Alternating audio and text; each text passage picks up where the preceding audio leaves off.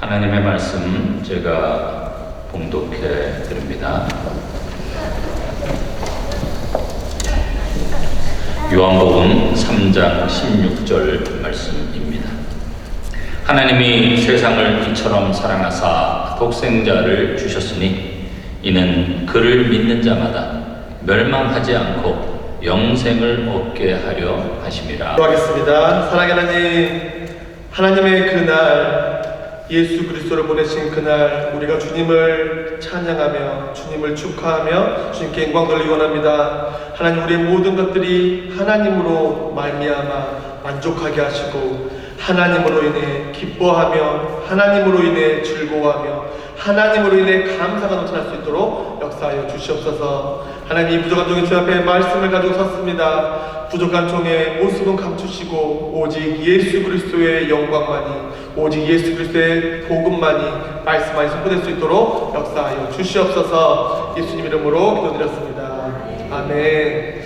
여러분, 혹시 공공의 적이라는 2000년대 초반에 상영했던 혹시 공공의 적이라는 영화 보셨습니까? 이 공공의 적이라는 영화가 처음 상영됐을 때 사회적으로 엄청나게 유명한 이슈를 만들어냈습니다. 즉, 이 공공의 적이라는 영화를 본 사람은 없어도 이 사회적 이슈로 인해 많은 사람들이 알고 있는 영화입니다. 이 영화는 이렇습니다. 어느 날 밤, 비가 주르륵 주르륵 내리는 밤, 어떤 우비를 입은 남자가 어느 노부부 집에 들어옵니다. 그리고 무차별하게 칼로 살인을 저지릅니다. 그러면서 유유히 그 레인코트를 입은 남자는 유유적적 떠나가고, 노부부 중에 여자 노인이 온 힘을 다해 손톱을 향해 기어갑니다. 그리고 그 손톱을 입에 머금고 그것을 온 힘을 다해 삼킨 후에 다음 장면으로 넘어갑니다. 왜 이 여자분은 왜 그토록 그 땅에 떨어진 손톱을 온 힘을 다해 먹으려고 했을까요? 바로 그 이유는 그 노부부를 죽인 살인자가 그들의 아들이었기 때문입니다. 자신들을 죽인 아들이 사회적으로 어려움을 당하는 것, 그리고 그가 법적으로 어려움을 당하는 것에 대해서 두려움을 느낀 나머지 그 부인은 식도로 모든 증거를 감추려고 했습니다. 그런데 어떻게 되었습니까? 부검을 통해 부인의 식도에 걸린 그 손톱을 발견하게 되었고, 살인자 아들은 끝까지 자신의 그 범죄를 부인하다 끝내는 잡히고 존속 살인범이라는 법적으로 사회적으로 질타를 받는 그 시스토리를 만든 영화입니다. 그런데 우리가 여기서 중요하게 보아야 하는 것이 있습니다. 공의와 정의. 그 공의와 정의 앞에 살인자 아들을 바라보는 어머니의 시점입니다. 어머니는 분명히 자신을 죽인 사람이 아들이라는 것을 알았습니다. 그래서 비록 자신을 죽인 아들이지만 법적으로 사회적으로 고립되는 것을 온 힘으로 막기 위해 그 증거를 은닉했습니다. 왜냐하면 다른 사람 눈에는 그 아들은 존속 살인범이고 세상에 존재하지 않는 페루나입니다. 그런데 어머니의 관점에서, 이 죽어가는 그 어머니의 관점에서는 그 어머니는 아들을 어떻게 보았을까요? 비록 자신을 죽인 아들이지만 그 아들을 보호하고 그 아들을 감싸고 그 아들을 사랑하고 그 아들을 끝까지 감당해내기 위해 인식하고 있다는 것입니다. 오늘 그 어머니의 시각, 그 어머니의 관점을 기억하시기 바랍니다. 그리고 말씀 끝까지 그것을 기억하며 잘 따라오시길 바랍니다. 제가 질문 하나 드리겠습니다. 여러분이 살고 있는 세상에 정의와 공의가 존재하고 있다고 생각하십니까? 존재한다고 생각하십니까? 이것은 정치적 사회적 이슈가 아니라 그저 우리 삶에 존재하고 있는 공의와 정의에 대한 질문입니다. 특히 우리는 이민 사회를 살고 있습니다. 여러분, 얼마나 많은 차별을 경험하셨습니까? 얼마나 많은 불평등을 경험하셨습니까? 얼마나 많은 멸시를 경험하셨습니까? 그리고 그것을 극복하고 스스로 노력해서 어느 한 사업체를 이루었거나 아니면 어느 직장에서 어느 정도의 지위에 올라갔거나 어느 정도의 연봉을 받게 되었고 또는 내 자녀에게 모든 것을 올인하고 내 자녀가 모든 것을 할 수 있게끔 하기 위해 그 부단히 노력하는 삶들을 사셨을 것입니다. 또한 몇 년 전에 우리가 겪었던 팬데믹 어떻습니까? 우리에게 많은 영향력을 끼쳤습니다. 팬데믹을 통해 우리는 많은 것을 잃었다고 생각하지만 의외로 이 팬데믹은 우리에게 많은 것을 얻게 했다는 사실입니다. 그것이 무엇입니까? 첫째로 예배의 소중함. 우리가 드려지는 이 예배가 얼마나 소중한지, 그리고 교제의 소중함. 온라인으로 통해서 또는 줌을 통해서 우리가 예배를 드리지만 그 예배 후에 우리가 나누지 못한 그 나눔의 갈증, 그리고 함께 울고 함께 웃고 함께 나눌 수 있는 그 공동체의 소중함을 우리는 피부로 경험했습니다. 그러면서 우리 삶에 어떤 차별과 멸시를 받았습니까?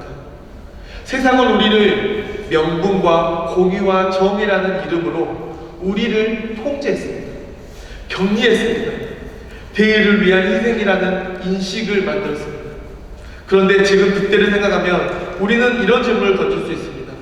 그때 우리가 겪었던 그 희생과 억압과 격리가 정말 그 시대에 외쳤던 정의와 공의에 합당했던 것인가?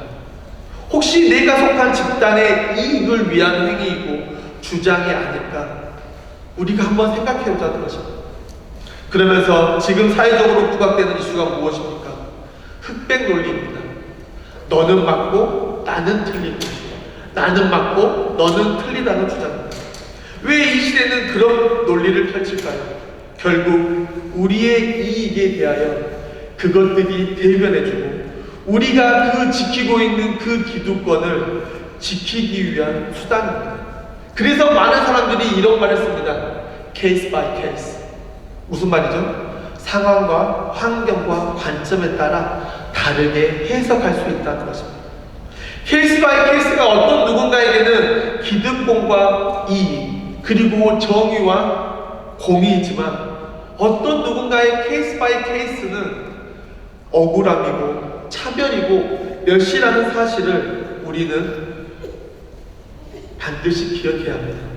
그러면서 리더가 바뀌고 권력이 바뀌면 가장 먼저 바뀌는 것이 무엇입니까? 바로 공의와 정의 그리고 명분에 대한 기준이 바뀐다는 것입니다. 이런 측면에서 우리가 역사를 공부하면 공부할수록 세상에는 완벽한 명분도 완벽한 정의도 완벽한 공의도 없다고 주장합니다. 왜 그럴까요? 그 모든 것을 세우는 사람은 그것을 기준을 만들고 그것을 정의하는 사람은 불완전한 완벽하지 않은 인간이라는 사실이기 때문입니다. 불완전한 인간이 살고 있는 세상이고 욕망과 욕정과 욕심이 가득한 사단이 다스리는 세상이기 때문에 그래서 그들은 자신의 명분과 정의와 공의를 지키기 위해 무엇을 합니까? 쉽게 편을 나누고 쉽게 흠집을 내고 약한 점을 드러내고 공격하기 바쁘다는 사실입니다. 그런데 여러분 참 안타까운 사실은 무엇인지 아십니까? 그런 일들이 믿음을 가지고 있는 이 공동체, 교회 안에 쉽게 일어나고 있다는 사실입니다. 즉, 내가 돋보이기 위해, 내가 잘나기 위해 다른 사람을 비방하고 이간질하고 뒷담화하는 이런 것들이 우리 안에 일어나고 있다는 것입니다. 이것은 세상이 하는 것입니다. 사탄의 권세 아래 있는 자들이 하는 행위입니다. 그럼 우리는 어떻게 해야 할까요? 우리는 하나님 나라의 크리스찬으로 불리는 성도들입니다. 그래서 우리는 어떻게 살아야 할까요? 간단합니다. 하나님 나라의 호구가 되면 됩니다. 여러분, 호구란 말 좋아하십니까? 정말 듣기 싫은 말이 호구입니다. 영어로 보니까 호구라는 단어가 doormat입니다. doormat. 그러니까 문 열 때 밟고 문 닫을 때 밟는 그 도움맥과 같은 사람이 호구입니다. 그런데 호구로 사시길 간절히 축원합니다. 그럼 호구로 살아가는 어떻게 사는 것일까요? 기쁜 일을 진심으로 함께 기뻐하며 웃어주고 슬픈 일에 진심으로 함께 울어주며 어려운 일을 함께 나누는 공동체가 바로 하나님 나라의 호구로 살아가는 공동체입니다. 그럼 여러분이 생각하는 로봇교회는 어떻습니까? 우리는 믿음의 공동체입니다. 어떤 성도는 육체적으로 강하고 어떤 성도는 육체적으로 약합니다. 또 어떤 성도는 영적으로 강하고 어떤 성도는 영적으로 매일매일 쓰러집니다. 그럼 어떻게 해야 합니까? 약한 자는 강한 자와 함께 서로 상생하고 강한 자는 약한 자를 돌보며 그들이 성장할 수 있게끔 기다려 주어야 한다는 것입니다. 그럼 믿음이라는 이름으로 뭉친 로봇교회는 어떻게 할까요? 그런 의미에서 오늘 성탄절 우리가 가장 잘 알고 있는 요한복음 3장 16절 말씀을 중심으로 알 수 없는 그 사랑이라는 이름으로 말씀을 나누려고 합니다. 사랑하는 성도 여러분, 제가 앞에서 공공의 적이라는 영화에서 가장 중요하게 우리가 갖고 있어야 하는 생각이 바로 살인자를 감추고 싶은 어머니의 마음이라고 말씀드렸습니다. 왜냐하면 이 세상에 어머니만큼 어머니의 사랑과 어떤 것도 비교할 수 있는 사랑은 없다는 것입니다. 그런데 그 어머니의 사랑이 위대하다고 말은 하지만 결과적으로 그 어머니의 사랑은 그 존속살인을 저지른 아들이 받을 고통과 어려움과 차별과 다름을 극복할 수 없었습니다. 세상은 우리가 받는 차별과 멸시를 이길 수 있는 방법이 없다고 말합니다. 하지만 오늘 본문은 이렇게 말합니다. 우리 3장 16절 다 외우고 계시죠? 우리 같이 한 목소리 한번 외워볼까요? 시작! 하나님이 세상을 이처럼 사랑하사 독생자를 주셨으니 이는 그를 믿는 자마다 멸망치 않고 영생을 얻게 하려 하시니라. 하나님이 세상을 차별받고 멸시받는 하나님의 자녀를 위해 위대한 결단을 하십니다. 그것이 무엇입니까? 자신이 하나밖에 없는 아들 예수 그리스도를 이 땅에 보내십니다. 그리고 아무런 죄 없는 그 아들을 어디에 죽게 하시죠? 십자가에 죽게 하시고 가진 고초와 모욕과 멸시를 당하게 하신 후에 십자가에 피와 물을 흘리기까지 매달려 계시다 돌아가시고 3일 만에 부활하시고 하늘로 올라가신 후에 그 모습 그대로 다시 오신다고 말씀하신 분이 예수 그리스도이십니다. 믿는 순간 우리 안에 그 주체할 수 없는 기쁨과 감사가 넘치는 것을 우리는 우리의 삶을 통해 확인할 수 있습니다. 이 사건은 무엇과 같냐면 사자가 새끼를 낭떠러지에 떨어뜨리는 것과 같습니다. 우리 하나님이 하신 일이 그것입니다. 우리를 대신해서 십자가에 죽는 것, 우리 그 사건을 경험했고 그렇기 때문에 우리는 의인이라는 이름으로 이 자리에 앉아 있습니다. 믿으십니까? 여러분, 의인 맞습니까? 왜냐하면 우리는 그 예수 그리스도의 십자가의 구속의 역사 가운데 그 역사 가운데 있기 때문입니다. 그럼 여기서 다시 한번 질문하겠습니다. 하나님의 아들 예수 그리스도가 이 땅에 오신 것이 세상의 명분, 세상이 말하는 정의, 공의의 관점에 봤을 때 필요할까요? 결코 아닙니다. 우리는 예수 그리스도가 이 땅에 오신 것은 세상의 기준과 관점이 아닌 구속사적 관점에서 하나님이 우리에게 주신 그 은혜와 예수님의 사랑이라는 관점에서 보아야 합니다. 그것이 이루어질 때 우리는 그 사랑, 세상에 말하는 명분과 정의와 공의가 아닌 예수 그리스도가 우리에게 보여주신 그 사랑과 은혜를 세상 가운데 함께 누리며 살아가기 시작할 수 있다는 것입니다. 무엇을요?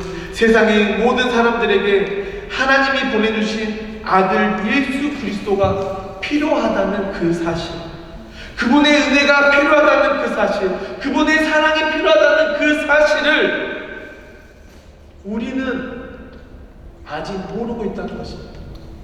왜 모를까요? 여러분, 복음을 전하고 계십니까? 여러분 삶에 어떤 손해를 보고 계십니까? 여러분의 삶에 어떤 억울한 일을 겪고 계십니까?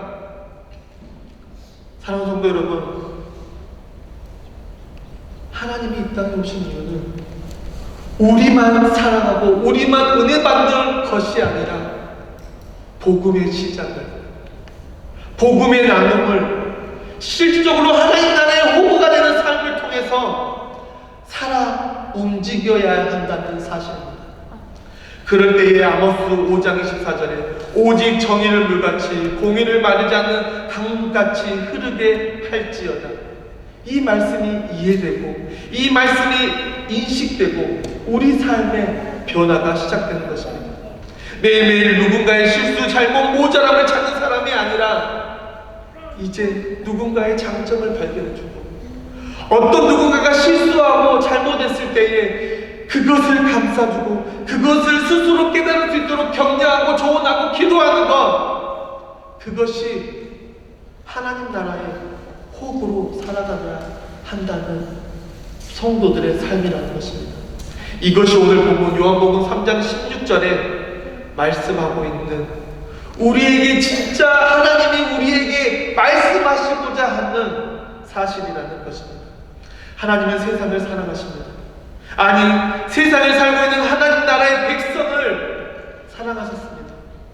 하나님은 명분을 중요하게 생각하고 정의를 정의롭지 못하고 공의롭지 못한 이 세상을 사랑하셔서 도저히 방법을 찾을 수 없어서 그 하나밖에 없는 아들 예수 그리스도, 하나님의 그 하나밖에 없는 히든 카드를 우리를 위해 이 땅에 보내셨습니다.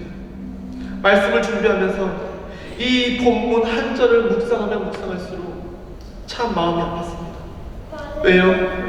하나님이 자신의 하나밖에 없는 아들을 세상에 보내신 이유, 우리가 정확히 모르다는 그 사실 때문입니다.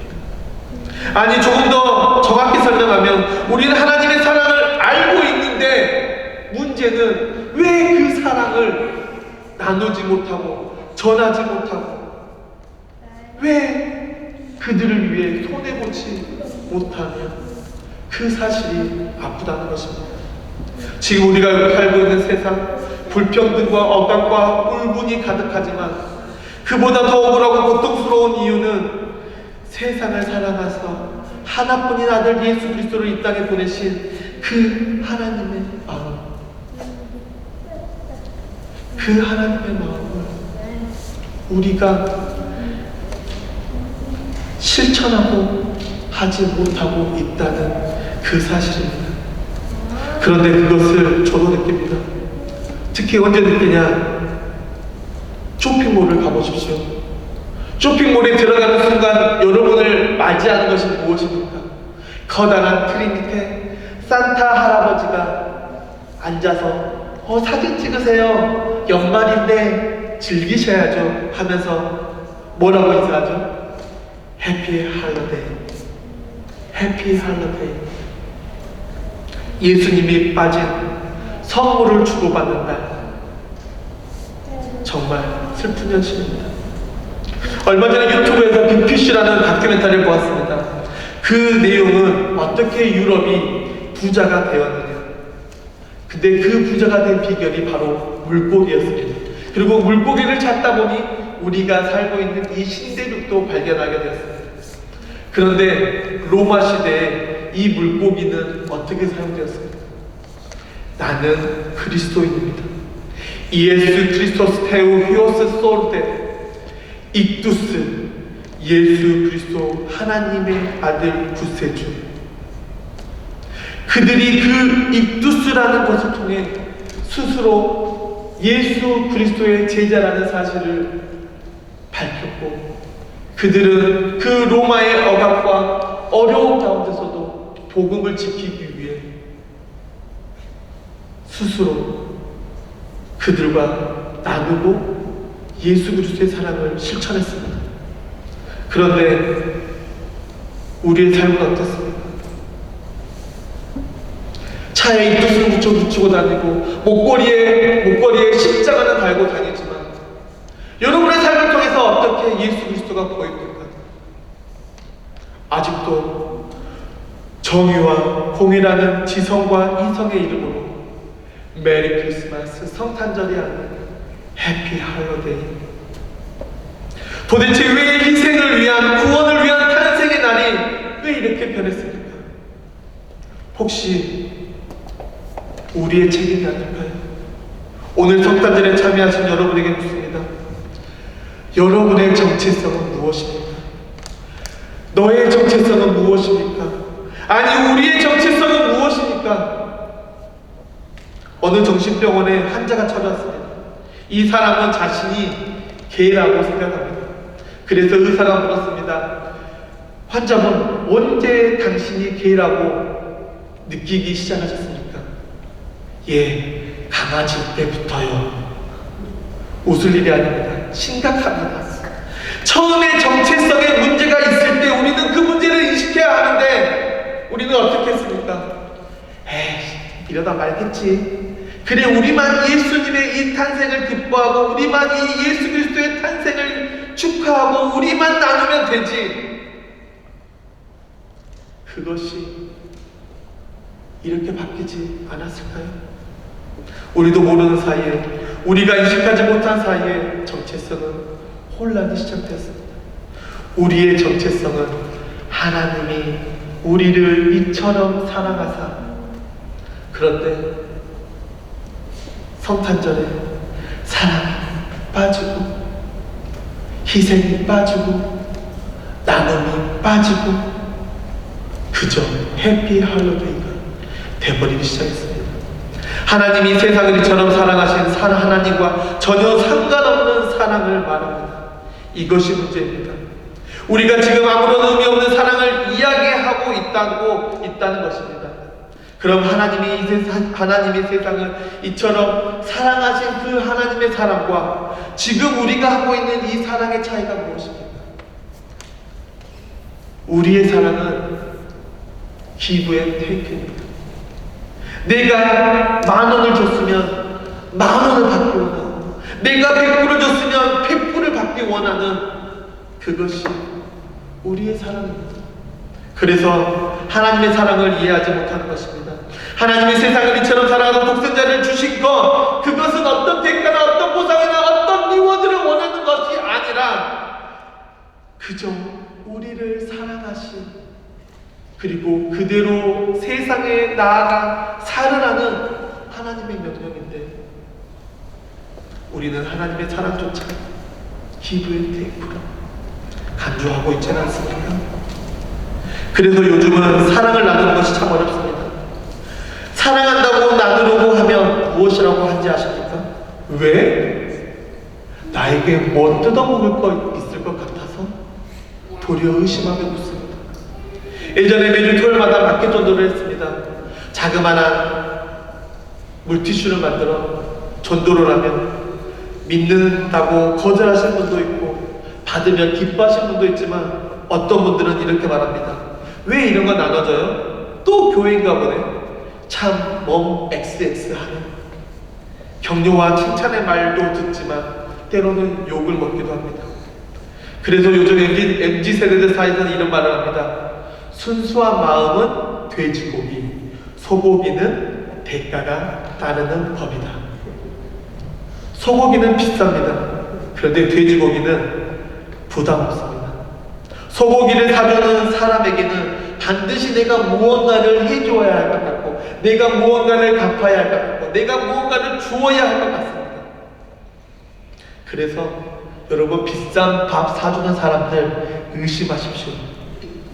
이런 생각을 가진 우리에게 요한복음 3장 16절에 하나님이 세상을 이처럼 사랑하사 독생자를 주셨으니 이는 그를 믿는 자마다 멸망하지 않고 영생을 얻게 하려 하십니다. 모든 것이 의심이 된다는 것입니다. 받아들여지지 않는다는 것입니다. 제가 결혼할 때, 제가 25살 결혼했습니다. 아내에게 프로포즈 해야 하는데 반지 살 돈이 없어서 꽃과 언변으로 프로포즈 했습니다. 그리고 지금 아들 셋을 낳고 잘 살고 있습니다. 그런데 아내가 가끔 이런 말을 합니다. 에이씨, 내가 프로포즈 할 때 저 말을 믿으면 안 되는데. 우리는 인간이기 때문에 사랑에 대한 결과와 보상을 기대합니다. 그리고 그 기대를 가지고 살아갑니다. 그래서 사랑한다는 말에는 반드시 책임과 대가가 따릅니다. 그래서 요즘 사람들은 사랑한다는 걸 잘하지 않습니다. 그리고 사랑해서 결혼하고 책임지려고 하지 않습니다. 왜냐하면 여러분도 살아보셨지만 그 사랑의 대가 너무 가혹하다고 생각하기 때문입니다. 그런데 사랑을 하나님이 우리에게 고백하십니다. 하나님이 세상을 이처럼 사랑하사 독생자를 주셨으니. 하나님의 고백에는 어떤 대가나 어떤 보상 원하지 않습니다. 해바라기 사랑, 일방적인 사랑. 나 아무것도 필요 없어. 나 그저 너 하나면 돼. 나 너를 위해 손해도 오케이. 수치도 오케이. Everything is okay. 이 고백이 요한복음 3장 16절입니다. 이것이 하나님이 우리에게 처음부터 지금까지 영원 불변하게 한 고백이며 사랑입니다. 믿으십니까? 믿으십니까? 사랑하는 성도 여러분, 11월부터 1월까지 우리는 참 많은 것을 나눕니다. 사랑을 나누고 감사를 나누고 물질을 나누고 마음을 나눕니다. 그런데 그 나눔에 기브앤 테이크, 가치를 보는 것이 아니라 그 중심을 보시길 간절히 축원합니다. 어떤 누군가가 전해주는 그 작은 선물이 그 사람에게는 나눌 수 있는 최대의 나눔일지도 모르기 때문입니다. 하나님이 우리에게 고백하고 하지 않았습니까? 하나님이 세상을 이처럼 사랑하사 하나님이 우리에게 원하는 것 없습니다. 그냥 기다리십니다. 무엇을 주시면서요? 독생자를 주셨으니 우리가 원해서 주는 것이 아니라 나를 위해서 주셨습니다. 나의 새로운 삶을 위해 미리 준비해 주셨습니다. 이것이 찐 사랑입니다. 이것이 찐 사랑을 하시는 우리 하나님입니다. 학교박 선생님 365라는 책에 이런 내용이 있습니다. 초코파이에는 열량이 155칼로리, 탄수화물 23g, 식이섬유 1g, 당류 12g, 단백질 2g, 지방 6g, 포화지방 3.9g, 트랜스지방 0, 콜레스테롤 0, 나트륨 75mg, 칼슘 37mg, 철분 0.8mg. 그러면서 질문을 합니다. 그럼 초코파이에 들어있는 정은 어디에 얼마나 있습니까? 아마도 정은 초코 속에도 들어있고 크림 속에도 들어있고 모두에 들어있어서 정은 제로 칼로리 그램으로 셀 수 없지 않을까요? 초코파이에 정이 따로 있을 수 없습니다. 그러니까 너는 나에게 묻지마. 내가 너를 얼마나 사랑하는지. 이것은 묻는 것이 아니야. 내가 어떻게 사랑을 칼로리나 그램으로 표현해. 사랑은 계량할 수 없어. 단지 나는 너를 사랑하고 나는 너를 사랑하지 않아. 이 두 가지로 대답하는 거예요. 그런데 우리는 사랑을 어떻게 하고 있습니까? 계량하고 있습니다. 많은 사람들이 숫자나 대가나 보상으로 표현해 주기 바랍니다. 특히 통장에 꽂힌 숫자, 봉투에 들어있는 장수로, 포장지 안에 감추어져 있는 물건의 가치로 자신을 사랑하는 정도를 표현받기 원합니다. 그런데 성경은 우리에게 사랑을 계량하지 않습니다. 숫자로 나타내지 않습니다.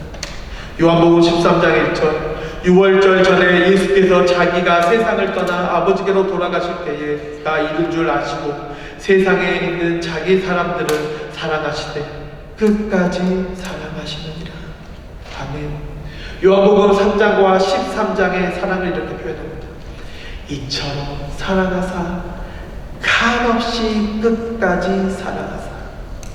또한 요한복음 5장 8절에 우리가 아직 죄인 되었을 때에 그리스도께서 우리를 위하여 죽으심으로 하나님께서 우리에 대한 자기 사랑을 확증하셨느니라. 예수님이 사랑을 확증하셨는데 언제? 우리가 아직 죄인 되었을 때에, 우리가 아직 예수 그리스도를 알지 못할 때에. 그래서 말씀의 제목이 알 수 없는 그 사랑입니다. 그리고 오늘 성탄절입니다. 이날은 우리를 향한 하나님의 사랑을 확인하는 날입니다. 그런데 그 사랑의 이해를 인간의 관점이 아닌 하나님의 관점으로 확인하시길 간절히 축원합니다. 그리고 그 관점을 우리의 믿음으로 표출해 내시길 간절히 바랍니다. 믿음의 눈으로 하나님의 사랑을 보시고 그 받은 사랑을 세상을 향해 실천하고 나누고 손해보고 욕 먹길 간절히 축원드립니다. 때로는 호흡을 하고 말을 듣는 것 못 참을 수 있고, 매번 손해보고 매번 바보라고 말을 듣는 것 억울할 수 있습니다. 그런데 가장 중요한 것은 손해보는 것, 바보라고 불리는 것, 호구라고 불리는 것이 아닙니다. 가장 중요한 것은 하나님이 이미 하나님의 프로포즈를 받아 누리는 믿음의 성도라는 사실입니다. 그 프로포즈를 받았기에 우리도 세상의 그 기쁨과 감사와 사랑으로 믿지 않는 자들을 향해 프로포즈 하시길 간절히 축원합니다. 쉽지 않습니다. 그런데 한 걸음 내딛어야 합니다. 왜?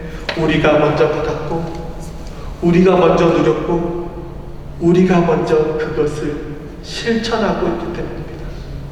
이번 주 성탄절을 맞이하는 한 번의 실천이 아닌 사랑하는 성도의 삶의 실천을 통해 로보교회 감사가 넘치고 사랑이 넘치고 은혜가 넘치고 하나님 나라의 후가 넘친다는 소문이 온 버지니아에 퍼지길 간절히 축원합니다. 믿지 않는 자들에게 나눔과 위로와 거저줌이 가득 넘치는 우리 모두가 되기를 간절히 축원합니다. 사실 우리의 힘으로 할 수 없습니다. 그래서 하나님의 그 사랑이 필요합니다. 온전히 하나님의 그 프로포즈를 기억하며 그 기쁨으로, 그 감사함으로, 그 은혜로 한 걸음 한 걸음 실천함으로 전진하며 온전한 하나님 나라의 호흡으로 살아가는 우리 모두가 되기를 간절히 축원합니다. 기도하겠습니다. 우리가 태어나기 전부터